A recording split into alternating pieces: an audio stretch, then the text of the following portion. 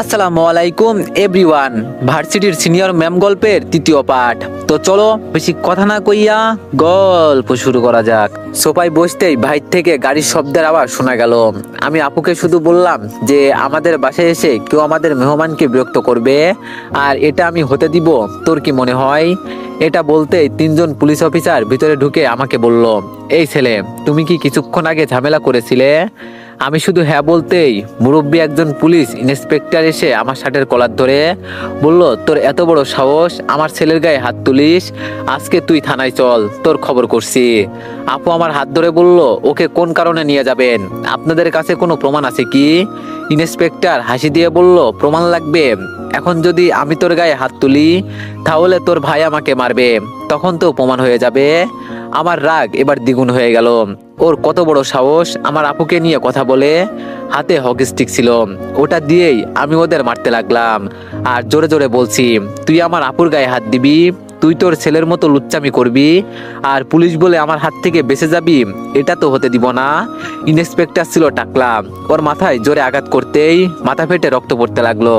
ইন্সপেক্টরের চিৎকার শুনে বাইর থেকে আরো 8-10 জন পুলিশ ভিতরে চলে আসলো। সব কয়টা আমাকে শক্ত করে ধরলো, আমি আর নড়তে পারছি না। আপু কান্না করতে করতে বলছে, এটা কেন করলি তুই? তোরে বলছি আমি সব সময় নিজের রাগ কন্ট্রোল করে রাখবি, কিন্তু আমার কথা শুনলি না। এখন কি হবে?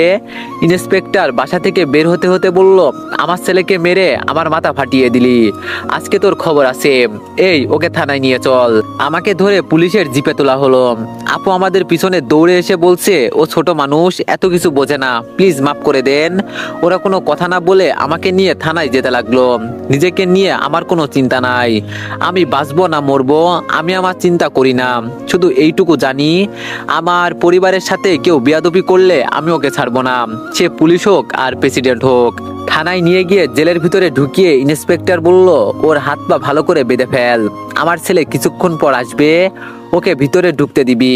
ততক্ষণ পর্যন্ত আমি হাসপাতাল থেকে ফিরে আসি, এসে যেন আমি ওকে জীবন্ত না দেখি।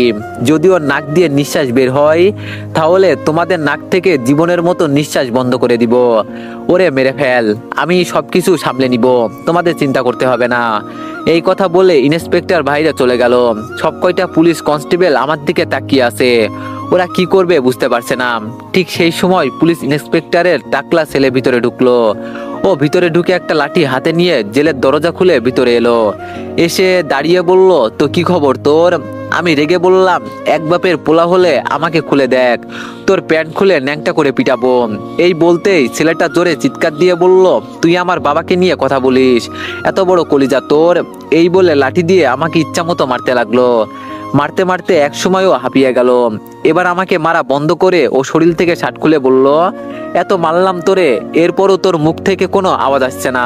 আমি মুখ থেকে থুতু ফেলে বললাম, এক চান্সে আমাকে মেরে ফেল, আমি এখান থেকে যেতে পারলে তোরে কুচুকাটা করে ফেলবো, খুব ভালো করেই তোর মুখটা আমার মনে থাকবে। ছেলেটা হু হু করে হাসতে হাসতে বলল, ও আমি তো ভয় পাইছি, তুই আমাকে মেরে ফেলবি? আমাকে চিনে ফেললি? এটাও জেনে রাখ, আমার বাবার নাম কামাল, আমার নাম রাসেল, তুই এখান থেকে বেঁচে ফিরতে পারবি না আমার মনে হচ্ছে। আমি বললাম, আমাকে তুই মারবি? তোর এত বড় কলিজা এখনো হয় নাই। রাসেল জোরে চিৎকার দিয়ে কনস্টেবলদের বলল, এই তোরা এভাবে দাঁড়িয়ে দাঁড়িয়ে কি দেখিস? ওকে সব কয়টা মিলে ইচ্ছে মতো মারবি, শেষ নিঃশ্বাস ত্যাগ করার আগ পর্যন্ত। এটা বলতেই সব কয়টা কনস্টেবল ভিতরে ঢুকে লাঠি দিয়ে আমাকে মারতে লাগলো। রাসেল আমার মুখে কাপড় বেঁধে দিয়েছে যাতে আমি কোনো কথা বলতে না পারি। শরীরে ব্যথার যন্ত্রণায় আমি চোখ খুলে রাখতে পারছি না, শুধু শরীর থেকে রক্ত বেরোচ্ছে, আমার চোখের সামনে মৃত্যু দেখতে পারছি। শরীর থেকে চামড়া খুলে নিলে যতটা কষ্ট হয় ঠিক ততটাই কষ্ট হচ্ছে আমার। হঠাৎ করে রাসেল বলল, আরে থাম তোরা, ওর মুখের কাপড় খুলে দে, একটু পর তো মরেই যাবে, মরার আগে যদি ওর কোনো ইচ্ছা থাকে সেটা শুনে নি। আমার মুখ থেকে কাপড় সরিয়ে নিতেই বললাম, তোর মতো কাপুরুষ মৃত্যুকে ভয় পাই, তবে আমি না। তুই আমাকে যতটা শাস্তি দিলি, যদি এখান থেকে কোনো মতে আমি ফিরে যাই তাহলে তোর কলিজা ছিঁড়ে আমি হাতে নিব বলে দিলাম। পুলিশ ইন্সপেক্টর কামাল সাহেব বলল, তুই মৃত্যুর মুখে দাঁড়িয়ে আমার ছেলেকে হুমকি দিস? ওকে উলঙ্গ করে উল্টা করে ঝুলিয়ে পিটানো শুরু কর। কামাল সাহেবের কথা মতো ওরা আমাকে শরীর থেকে সমস্ত কাপড় খুলে আমাকে উল্টা করে ঝুলিয়ে লাঠি দিয়ে আঘাত করতে লাগলো। ধীরে ধীরে আমার চোখ বন্ধ হয়ে যাচ্ছে। ঠিক তখন দেখলাম কামাল সাহেবের সামনে রিয়া ম্যাডাম বসে আছে। তবে স্পষ্ট ততটাও দেখতে পারছি না এটা রিয়া ম্যাডাম নাকি অন্য কেউ। নিজেকে বাঁচানোর জন্য ডাক দিলাম, রিয়া ম্যাডাম হেল্প করেন। রিয়া ম্যাডাম আমার আওয়াজ শুনে বলল, এই আওয়াজটা তো শোনা শোনা লাগছে, জেলের ভিতরে কাকে আপনারা এভাবে মারছেন? ইন্সপেক্টর বলল, আরে ছাড়েন ম্যাডাম এইসব, এই তোরা ম্যাডামের জন্য নাস্তা নিয়ে আয় তো। ম্যাডাম ভালো করে আমাকে দেখতে পেয়ে চেঁচিয়ে বলল, আমার কলেজের ছাত্রকে তুলে এনে এভাবে উলঙ্গ করে পিটাচ্ছেন, এত বড় সাহস আপনার? 1 মিনিটের মাঝে ওকে আমার সামনে এনে হাজির করেন। ম্যাডাম ও আমার মাথা ফাটিয়ে দিয়েছে। রিয়া ম্যাডাম বলল, মাথা ফাটিয়ে দিয়েছে বলে একটা পিচ্চি ছেলেকে তুলে এনে এভাবে মারবেন? আমি না আসলে ছেলেটা তো মরেই যেত, তাড়াতাড়ি ওকে আমার সামনে আনেন বলছি। রিয়া ম্যাডামের এমন রাগী চেহারা দেখে কামাল সাহেব ইশারায় বলল আমাকে ছেড়ে দিতে।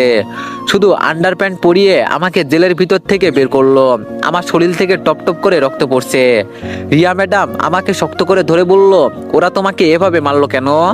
আমি কান্না করতে করতে বললাম, ম্যাডাম আমার খুব কষ্ট হচ্ছে, এই ইন্সপেক্টর আমার আপুকে নিয়ে উল্টাপাল্টা কথা বলেছে, এজন্য রেগে ওর মাথা ফাটিয়ে দিয়েছি। রিয়া ম্যাডাম চোখ লাল করে বলল, যদি আমার ছাত্রের কিছু হয় তাহলে আপনার চাকরি গেছে এটা মনে রাখবেন। বাইরে থেকে মানুষ এনে ওকে মারছেন, আমি এর সঠিক পদক্ষেপ নিব। রিয়া ম্যাডাম আমাকে ধরে গাড়ির ভিতরে ঢুকিয়ে বলল, আমাকে ধরে বসে থাকো, আমি হাসপাতালে নিয়ে যাচ্ছি। তোমার খুব কষ্ট হচ্ছে না? আমি বললাম, ম্যাডাম আমি আর থাকতে পারছি না, প্লিজ আমাকে বাঁচান, শরীর খুব যন্ত্রণা করছে। রিয়া ম্যাডাম এক হাত দিয়ে আমাকে জড়িয়ে ধরে আমার মাথা ওনার ঘাড়ে রেখে বলল, এই তো একটু অপেক্ষা করো, হাসপাতালের কাছাকাছি চলে আসছি আমরা, আর একটু। আমার কষ্ট দেখে রিয়া ম্যাডামের চোখ থেকে পানি পড়ছে। হাসপাতালের সামনে এসে আমাকে নামিয়ে বলল, এই তো আমরা এসে গেছি। আমি রিয়া ম্যাডামের উপর শরীরের সব ভর দিয়ে বললাম, ম্যাডাম আমি আর চোখ খুলে রাখতে পারছি না। রিয়া ম্যাডাম পাশ থেকে একটা ছেলের সাহায্যে আমাকে ভিতরে নিয়ে গেল। ডাক্তার এসে একটা ইঞ্জেকশন দিতেই আমার চোখ আপনা আপনি বন্ধ হয়ে গেল। যখন চোখ খুললাম তখন দেখি রিয়া ম্যাডাম আমার পাশে বসে আছে। আমার জ্ঞান ফিরতে দেখে রিয়া ম্যাডাম বলল, এখন কেমন লাগছে? আমি বললাম, ম্যাডাম শরীরে প্রচুর ব্যথা, শরীর নাড়াতে পারছি না। রিয়া ম্যাডাম আমার মাথায় হাত দিয়ে বলল, তোমার বাসার কারো ফোন নম্বর বলো, আমি ওদের আসতে বলি। আমি আম্মুর ফোন নম্বর দিতেই রিয়া ম্যাডাম আমার বাসায় জানিয়ে দিল আমি আমাদের থানার হাসপাতালে ভর্তি আছি। রিয়া ম্যাডামের দিকে তাকিয়ে বললাম, ম্যাডাম আপনার শরীরে রক্ত লেগে আছে, বাসায় গিয়ে গোসল করে নেন। রিয়া ম্যাডাম বলল, সে যাব, তোমার পরিবার আসলে। এখন বলো কি হয়েছিল।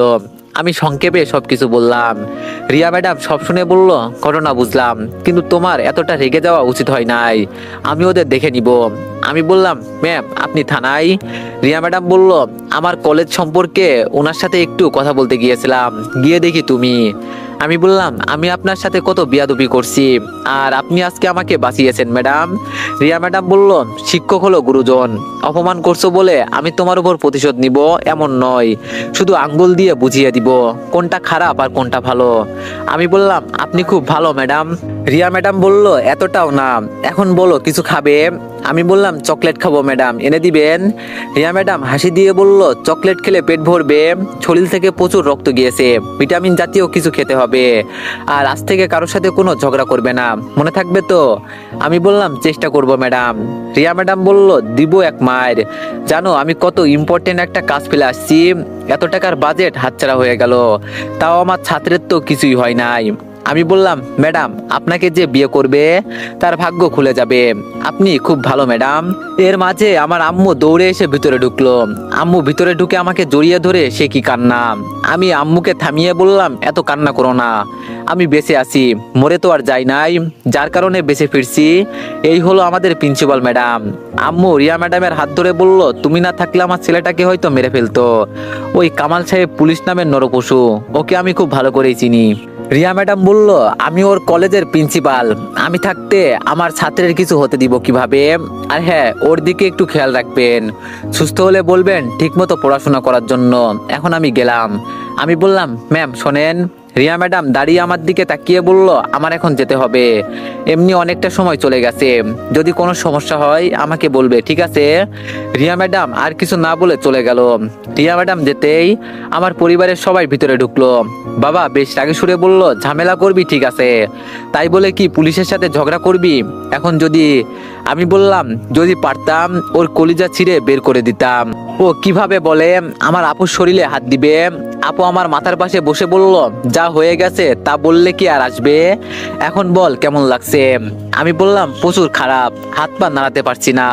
ওই কুত্তার বাচ্চা আমাকে উলঙ্গ করে পিটিয়েছে। আমি কসম করে বলছি ওর কলিজা চিরে যতদিন পর্যন্ত আমি হাতে না নিব ততদিন পর্যন্ত আমি শান্তি হব না। আমার কথা শুনে বাবা চেঁচিয়ে বলল, দেখো দেখো তোমার ছেলে কি বলে, আজ তো একটা গুন্ডা জন্ম দিয়েছো। আপু বাবাকে দুই পাশ বুঝিয়ে বিদায় করে দিল। বাবার সাথে আম্মুও চলে গেল। সবাই যেতে আপু বলল, এমনটা না করলেও পারতি। আমি বললাম বাদ দে, তোরে এইসব বলতে চাই না। আপু বলল, ওর বাবা পুলিশ, ওর সাথে লাগতে গেলে তোরে এভাবে জেলের ভিতরে ঢুকিয়ে। আমি বললাম সে চিন্তা তোর করতে হবে না, আমারটা আমি দেখে নিব। আপু বলল, তোরে বুঝালেও বুঝবি না, মিমি বাইরে দাঁড়িয়ে আছে তোর সাথে কথা বলার জন্য। আমি বললাম বাইরে দাঁড়িয়ে আছে কেন, ও কি ভিতরে আসতে লজ্জা পাচ্ছে। আপু বলল, মিমিকে আমি কান্না করতে দেখলাম, আমার মনে হয় মিমি তোরে পছন্দ করে, আমি কি বিয়ের বিষয়ে আলাপ করব। আমি বললাম আমি এখনো অসুস্থ, এই শরীর নিয়ে বেডের উপর শুয়ে আছি, আর তুই কিনা পড়ে আসোস মিমিকে নিয়ে। আপু বলল, আচ্ছা সরি ভাই, এখন আমি ডাক্তারের সাথে কথা বলি, তুই মিমির সাথে কথা বল। আর হ্যাঁ, আমরা থানায় গিয়েছিলাম উকিল নিয়ে, তার আগেই তো তোর ম্যাডাম তোরে নিয়ে এলো। আচ্ছা ম্যাডাম দেখতে কেমন রে। আমি বললাম, আপু এবার কিন্তু ভালো হচ্ছে না বলে দিলাম। আপু হাসি দিয়ে বের হয়ে গেল। আপু যেতেই মিমি চুপচাপ মাথা নিচু করে আমার পাশে বসলো, তবে ওর মুখে কোনো কথা নাই। আমি বললাম, কি হলো ম্যাডাম, এভাবে চুপচাপ বসে আছেন যে, কিছু কি বলবেন। মিমি আমার কথা শুনে কান্না করতে করতে আমাকে জড়িয়ে ধরে বলল, আমাকে মাফ করে দেন প্লিজ, আমার কারণে এত কিছু হয়ে গেল। আমি যদি না বলতাম তাহলে আর এইসব হতো না, আজকে আপনি মারা গেলে দোষী হতাম আমি। আমি বললাম, ওই আমাকে ছাড়ো, আমি ব্যথা পাচ্ছি। মিমি আমাকে ছেড়ে বলল, সরি সরি, আমি বুঝতে পারিনি। আমি বললাম, আগে চোখের পানি মুছে নাও। আমার কথা মতো মিমি চোখের পানি মুছে ফেললো, কিন্তু ওর বাম গালটা লাল হয়ে আছে। বুঝছি দুলাভাই সবকিছু জেনে ওকে মেরেছে। আমি ওর বাম গালে হাত দিয়ে ধরে বললাম, দুলাভাই মেরেছে। মিমি বলে আমার হাতের উপর হাত রেখে বলল, ভয়ে সবকিছু বলে দিয়েছি। আমি বললাম, ইস গালটা ফুলে গেছে। মিমি বলল, এটা কিছু না, তবে আপনি আমার থেকে এখন বড় আহত। এই মুহূর্তে আপু ভিতরে ঢুকে আমাদের এই অবস্থা দেখে বলল, সরি, আমি ভুল সময়ে চলে আসছি। আমি মিমির গাল থেকে হাত ছড়িয়ে আপুকে বললাম, হয়েছে, তোর আর নাটক করতে হবে না, বল কি হয়েছে। আপু বলল, একদিন থেকে কাল বাসায় যেতে পারবি, ডাক্তার বলল। আমি আর কথা না বাড়িয়ে চুপচাপ শুয়ে আছি। আজকে 5 দিন চলে গেল, এখন আমি মোটামুটি একটু সুস্থ। সকালে আচমকা একটা আওয়াজ আসলো আমার কানে। আওয়াজটা ছিল এমন যে, বিয়ে করবেন কি আমাকে, আমি আপনার সুখ দুঃখের সাথী হতে চাই, আপনার অর্ধাঙ্গিনী হতে চাই, বানাবেন কি আমাকে আপনার বউ। আমি কলেজ ড্রেস পরে রেডি হয়েছি, কলেজে যাব। আর এখন মিমি আমাকে এই কথা বলল, শুনে তো আমি বোকা হয়ে গেছি। আমার মুখ থেকে কোনো কথা বেরোচ্ছে না, কি বলবো না বলবো এটাই বুঝতে পারছি না। আর মিমি হঠাৎ করে আমাকে এই কথা বলল কেন। মিমি আমার সামনে দাঁড়িয়ে বলল, আমি এখন যা বললাম মন থেকে বলছি। ভাবি বলছিল, আমার একটা ভাই আছে, দেখ যদি ওকে পছন্দ হয়, এই উদ্দেশ্যে এখানে আসা। কিন্তু আমার চিন্তা ভাবনার থেকেও আপনি আরো অনেক ভালো, জানি না কি দেখে আমি আপনাকে পছন্দ করছি। তবে এখন শুধু এটুকু বলতে চাই, আমাকে আপনার বউ বানাবেন। যখন আপনি চারদিকে তাকিয়ে শূন্যতা অনুভব করবেন, তখন আমি আপনার পাশে থাকবো। আপনার খোলা বুকের উপর মাথা রেখে আমি ঘুমাতে চাই, আপনার চোখের মায়াবী পরি আমি হতে চাই। শুধু এটুকু আমাকে আপনার পাশে জায়গা করে দেন, এরপরে আমি বাকি ভালোবাসা আদায় করে নিব। অন্যদের মতো আমি প্রপোজ করে বলবো না ভালোবাসি আপনাকে, শুধু এটুকু বলবো, আমাকে বিয়ে করবেন আপনি। আমি বললাম, হয়েছে থাক, তোমার আর বলতে হবে না। তবে আমি এখনো বিয়ের বিষয়ে কিছু চিন্তা ভাবনা করি নাই, এখনো আমার বিয়ের বয়স হয় নাই। আপু আমাকে ভালোবাসে, এজন্য আমার জন্য মেয়ে দেখছে। পাগলামো করি বলে এখন বিয়ে করব এটা তেমন কথা নয়। মিমি বলল, আপনি আমাকে পছন্দ করেন না। আমি বললাম, পছন্দ করি বা করি না এটা কোনো বিষয় নয়, আর তুমি দেখতে শুনতে তো মাশাল্লাহ, যে কোনো ছেলে তোমাকে বিয়ে করে নিবে। তবে আমি এখন বিয়ে করতে পারবো না। মিমি বলল, আপনি সোজা ভাষায় বলেন, আমাকে বিয়ে করবেন নাকি না। আমি বললাম, মিমি সকাল সকাল পাগলামো বাদ দাও, মাত্র আমি একটু সুস্থ হয়েছি, এর মাঝেই শুরু করে দিলে। মিমি বলল, আমি এত কিছু জানতে চাই না, আপনি আমাকে বিয়ে করবেন নাকি তাই বলেন। আমি না বলতে যাব, ঠিক তখন আপু ভিতরে ঢুকে বলল, মিমি তুমি এখন বাইরে গিয়ে তৈরি হয়ে নাও, আরো বিয়ে করবে আর না করবে এতে কার কি আসে যায়। সামনে শুক্রবারে তোমার আর আমার ভাইয়ের বিয়ে, এই বিষয়ে আমরা দুই পরিবার মিলে কথা বলেছি। সো চিন্তার কোনো কারণ নেই, এখন তুমি গিয়ে নাস্তা করে নাও। মিমি হাসতে হাসতে বলল, কি আমাকে বিয়ে করবেন না? খুব বড় মুখ নিয়ে তো বলছিলেন। যাই হোক, আপনি আমার হবু স্বামী, নাস্তা করতে আসেন এখন। মিমি যেতে আপু বলল, মেয়েটা ভালো আছে বলে আমরা তোর বিয়ে ঠিক করেছি। আমি বিছানার উপর বসে বললাম, আগেও ঠিক এমন একটা কিছু করতে চেয়েছিলি আমার সাথে, এখন আবার। আমি কি এখন বলছি বিয়ে করব? তাহলে কেন তোরা আমার উপর এমন অত্যাচার করিস? ভালো লাগে না এইসব। আপু বলল, দেখ ভাই, বাবা তোর রাগ দেখে খুব ভয় পেয়ে গেছে। উনি সিদ্ধান্ত নিয়েছে হয়তো তুই বিয়ের পর ভালো হয়ে যাবি, এজন্য বাবা তোর বিয়ে ঠিক করেছে। আর সবাই মিমিকে পছন্দ করে, বাবা মা এই বিয়েতে খুব খুশি। অন্তত পরিবারের দিকে তাকিয়ে হলেও বিয়েটা করে নে প্লিজ ভাই, না করিস না। সবকিছু ঠিকঠাক হয়ে গেছে, না করলে বাবার মন খারাপ হবে। আমি ব্যাগ কাঁধে নিয়ে বললাম, পরিবারের মানুষগুলো খুশি থাকলেই আমি খুশি। যা বিয়ের প্রস্তুতি নে, তবে মিমিকে বলবি বিয়ের আগ পর্যন্ত যেন আমাকে বিরক্ত না করে। এখন যেমন জ্যান্ত মানুষে ঘোরাফেরা করি, বিয়ের পর হয়তো জীবন্ত লাশের মতো বাঁচতে হবে। বাদ দে, আমি কলেজে গেলাম। আপু বলল, কিছু খেয়ে যা ভাই, আর দেখ প্লিজ রাগ করিস না। রুম থেকে বের হতেই আম্মু এগিয়ে এসে বলল, বাবা তোরে না জানিয়ে তো একটা কাজ করে ফেলেছি। আমি বললাম, আম্মু শুনেছি আপুর কাছ থেকে, এখন আমি কলেজে যাব। মিমি দৌড়ে আমার সামনে এসে বলল, কিছু খেয়ে যান, আর এই অসুস্থ শরীর নিয়ে কলেজে যাওয়ার কি দরকার? আমি বললাম, কি যেন একটা কথা আছে না, মায়ের চেয়ে মাসির দরদ বেশি। যদি দুলাভাইয়ের বোন না হতেন তাহলে ঠাসিয়ে গালে দুইটা দিতাম। একটা কথা বলে রাখি, বিয়ের আগে যদি এমন আলাভোলা ভালোবাসা দেখাতে আসো তাহলে আমার থেকে আর খারাপ কেউ হবে না। আমি চুপচাপ বাসা থেকে বের হয়ে গেলাম। আমার অনুমতি ছাড়া আমার বিয়ে ঠিক করেছে। মাথাটা দিল গরম করে। মিমি অসুন্দর মেয়ে এটা বলবো না, কিন্তু আমার মন সায় দিচ্ছে না ওর সাথে প্রেমের সম্পর্ক করি। জানি না এমন কেন লাগছে, শরীর খারাপ লাগছে বলে রিক্সা দিয়ে কলেজে যেতে লাগলাম। এই কয়েকদিন রুদ্র আমার খোঁজ খবর নিয়েছে, বাকি সবাই মুখে মুখে শুধু। অর্ধেক রাস্তা দিয়ে যেতে রিক্সার চাকা পাংচার হয়ে গেল। কি আর করব, রিক্সার ভাড়া মিটিয়ে হাঁটতে লাগলাম। আমি রাস্তার এক পাশ দিয়ে হেঁটে যাচ্ছি, পিছন থেকে একটা গাড়ি এসে বারবার হর্ন দিচ্ছে। রেগে আমি দাঁড়িয়ে কাঁচের গ্লাসে ঘুষি দিব, ঠিক তখন গাড়ির কাজ খুলে রিয়া ম্যাডাম বলল, এই ছেলে তোমাকে কি বলছিলাম রাগ একটু কমিয়ে নিবা, এখন তো আমার সর্বনাশ করে দিতে। আমি বললাম, ও ম্যাডাম আপনি? আমি তো ভাবছিলাম।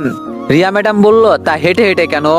আমি বললাম, এই অসুস্থ শরীর নিয়ে তো আর গাড়ি চালাতে পারবো না, এই পর্যন্ত রিক্সা দিয়ে আসছি, ওটাও নষ্ট হয়ে গেছে, এজন্য ভাবলাম হেঁটে হেঁটেই যাই। রিয়া ম্যাডাম গাড়ির দরজা খুলে দিয়ে বলল, ভিতরে এসে বসো। গাড়ির ভিতরে আমি ম্যামের সমবয়সী একটা ছেলেকে দেখে থমকে গেলাম। এটা কি সেই ছেলে যে ম্যাডামকে পছন্দ করে? কিন্তু ও এখানে ম্যাডামের সাথে কেন? রিয়া ম্যাডাম আমার দিকে তাকিয়ে বুঝে গেল আমি কি চিন্তা করছি। রিয়া ম্যাডাম বলল, আরে ও তো আমার ফ্রেন্ড, আমার কলেজ দেখার জন্য যাচ্ছে, তুমি উঠে পড়ো।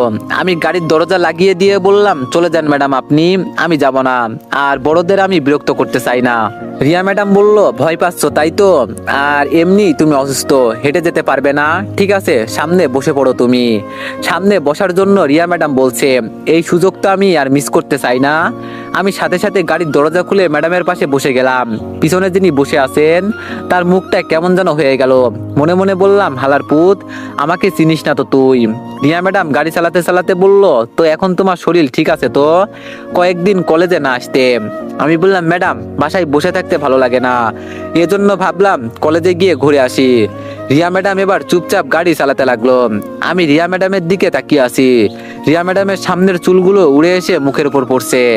ইস, আমি যদি উনার মুখের উপর থেকে চুলগুলো সরিয়ে দিতে পারতাম, সেই একটা ফিলিংস কাজ করতো মনের ভিতর। আমি এবার আমার চোখ বন্ধ করে দিলাম। উনার দিকে তাকিয়ে থাকলে হয়তো উনার মায়ায় পড়ে যাব আমি। কেন জানি একটু একটু করে উনার মায়ায় পড়ে যাচ্ছি আমি। রিয়া ম্যাডাম বলল, দীপু ঘুমিয়ে পড়ছো নাকি? আমি রিয়া ম্যামের কথা শুনে চোখ খুলে বললাম, না ম্যাডাম ঘুমাই নাই, শুধু এইটুকু চিন্তা করছি, যেই ম্যামকে আমি এত অপমান করতে চেষ্টা করছি সেই ম্যাডাম আমার জীবন বাঁচিয়েছে, আবার আমাকে গাড়িতে করে করে নিয়ে যাচ্ছে। রিয়া ম্যাডাম বলল, এত কিছু তোমার বুঝতে হবে না, চলে আসছি, গাড়ি থেকে নামো। ম্যামের গাড়ি থেকে নেমে দেখি রুদ্র সহ সবাই মাঠের মাঝে বসে আড্ডা দিচ্ছে। ওরা আমাকে দেখতে পেয়ে বোকা হয়ে গেল। আমি ম্যাডামের গাড়ি থেকে নেমে আসছি, এটা কি মুখের কথা? হয়তো ওরা ধরে নিয়েছে আমি ম্যামকে পটিয়ে নিয়েছি। ওদের কাছে যেতে বলল, ভালোই তো মামা, সুস্থ হতে না হতে শুরু করে দিলি। মনে হচ্ছে আমাদের এবার তোরে টাকা দিতেই হবে, সব জিতে নিলি। আমি ওদের কথা শুনে হাসি দিয়ে আকাশের দিকে তাকিয়ে বললাম, আমাকে মাফ করে দিস, আমি ম্যাডামের সাথে প্রেমের অভিনয় করতে পারবো না, তবে আমি চাইলেই ওনাকে পটাতে পারি, কিন্তু যে আমার জীবন বাঁচিয়েছে তার সাথে আমি এমন কিছু করতে পারবো না। সবাই একসাথে বলল, কিন্তু। আমি বললাম, কোনো কিন্তু নয়, এখন ক্লাসে চল। আমার মুখের উপর কেউ কোনো কথা বলছে না, সবার মুখ কেমন যেন কালো হয়ে আছে। তবে আমি এইটুকু অনুমান করতে পারছি, ওরা আমার সাথে বড় কোনো গেম খেলতে চেয়েছিল। রুদ্র আমার এত কাছের বন্ধু, এরপরও কিছু বললো না আমাকে। বাসা থেকে খেয়েও আসি নাই কিছু। সবাইকে ক্লাসে পাঠিয়ে দিয়ে আমি ক্যান্টিনে চলে গেলাম, কিন্তু অবাক করার বিষয়, ওরা আমার সাথে একজনও আসে নাই। আমি বুঝতেছি না ওরা আমার সাথে আসলেই কি করতে চাইছে। আমার তো ভাই মাথায় কিছুই আসছে না। কিছুক্ষণ বসে থেকে ক্লাসরুমের উদ্দেশ্যে রওনা দিলাম। দরজার সামনে গিয়ে দেখি রিয়া ম্যাডাম ক্লাস নিচ্ছে। আমি বললাম, ম্যাডাম আমি ভিতরে আসবো। রিয়া ম্যাডাম আমাকে দেখে চোখ লাল করে বলল, কলেজে আসছো ক্লাস করার জন্য, মেয়েদের সাথে রং তামাশা করার জন্য এখানে আসো নাই। ক্লাসের ভিতরে এসে বেঞ্চের উপর কান ধরে দাঁড়িয়ে থাকো, ততক্ষণ পর্যন্ত আমি বসতে না বলবো। মুহূর্তের ভিতরে আমার হাসি খুশি সবকিছু উধাও হয়ে গেল। কিছুক্ষণ আগে রিয়া ম্যাডামের গাড়ি দিয়ে আমি আসছি, কি ভালো ব্যবহার করলেন উনি আমার সাথে। একটু দেরিতে ক্লাসে আসছি বলে এতটা রেগে গেল আমার উপর। রিয়া ম্যাডাম বলল, কি হলো, কি বললাম তোমাকে? আমি আমার পা দেখিয়ে বললাম, ম্যাডাম পায়ে আঘাত পেয়েছি, এজন্য দাঁড়িয়ে থাকতে পারছি না, অন্যভাবে শাস্তি দিন। রিয়া ম্যাডাম আমাকে ভিতরে আসতে বলল। আমি ভিতরে গিয়ে ওনার সামনে দাঁড়াতেই রিয়া ম্যাডাম হাতে থাকা লাঠিটা দিয়ে আমাকে মারতে লাগলো। আমি চুপচাপ মার খেতে লাগলাম। পূর্বের আঘাতের জায়গায় লাঠির আঘাত পড়তেই শরীর থেকে অল্প অল্প করে রক্ত বেরোতে লাগলো। আমি শুধু মুখ বুজে সহ্য করে নিচ্ছি। রিয়া ম্যাডাম আমার শরীর থেকে রক্ত পড়ছে দেখে আমাকে মারা বন্ধ করে দিল। বলল, যাও এখন গিয়ে নিজের জায়গায় বসো। আমি এখন ভালো করেই বুঝতে পারছি আমার বিরুদ্ধে কেউ ষড়যন্ত্র করতে চেষ্টা করছে। রিয়া ম্যাডাম পড়ানো শেষ করে বলল, আগামী শুক্রবারে আমরা একটা বড় নৌকা ভাড়া করে সমুদ্রের মাঝে সেই বিখ্যাত পাহাড়ের ঝর্ণা দেখতে আসব। আমাদের জার্নি হবে একদিনের। এই ক্লাসে যত ছাত্রছাত্রী আছে সবাই যাবে। আমি কোনো ধরনের কোনো বাহানা শুনতে চাই না কারো মুখ থেকে। সবাইকে আমি কি বললাম মনে থাকবে তো? সবাই যেন রেডি থাকো, আমাকে আবার নতুন করে কিছু বলতে না হয়। রিয়া ম্যাডাম ক্লাস থেকে বের হতেই আমি রুদ্রকে বললাম, রুদ্র শোন, একটু তোর সাথে আমার কিছু কথা আছে, এই দিকে আয় তো একটু।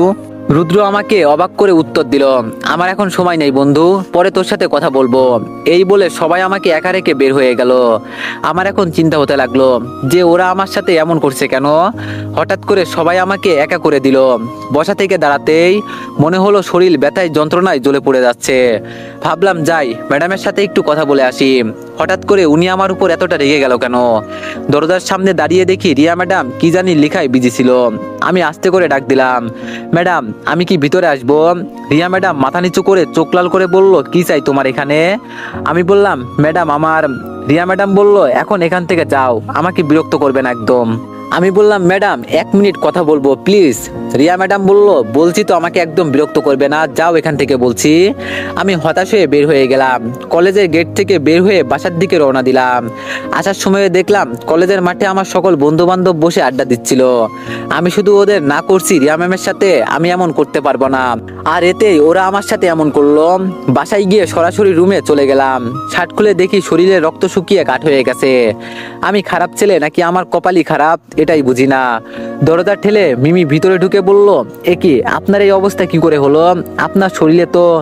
মিমি যেই চিৎকার দিতে যাবে তখন আমি ওর মুখে হাত ধরে বললাম, প্লিজ চিৎকার দিও না, আমার এই অবস্থা দেখলে সবাই আমার জন্য চিন্তা করবে, মাত্র একটু সুস্থ হয়েছি। মিমি আমার হাত ছড়িয়ে দিয়ে বলল, আপনাকে এভাবে মেরেছে কে? আমি বললাম, ছাড়ো, এইসব বলতে চাই না।